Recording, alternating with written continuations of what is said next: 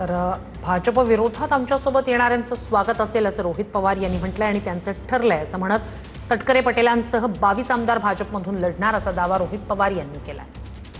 आमच्या पक्षाच्या बाबतीमध्ये कोणी भविष्यकाराने भविष्य आखण्याची काही आवश्यकता नाही। तुम्ही आपल्या पक्षाचंच बघा, आपल्या पक्षामध्ये काय चालतं त्याच्यावरतीच तुम्ही लक्ष ठेवून राहा। आमच्या पक्षामध्ये अजितदादांना मानणारा हा गट आहे, अजितदादांच्या नेतृत्वामध्ये काम करणारा हा कार्यकर्ता आहे। कार्यकर्त्यापासून तर आमदारापर्यंत एकही व्यक्ती नेत्यांपर्यंत आम्ही सुनीत्रा वहिनींची साथ सोडणार नाही, हे मात्र निश्चित आहे।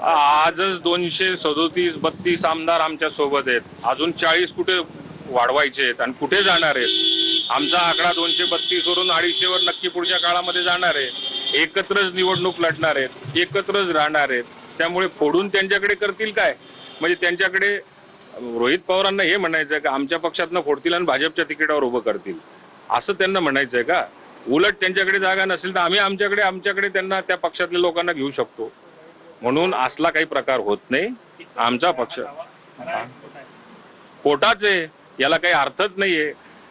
3 वर्षानंतरच्या निवडणुका आणि आतापासून ते नाशिकमध्ये जसं भविष्य सांगितलं जायचं तशा पद्धतीने यांनी भविष्य सांगायला एक दिवस ते खोटं ठरेल हे बघा।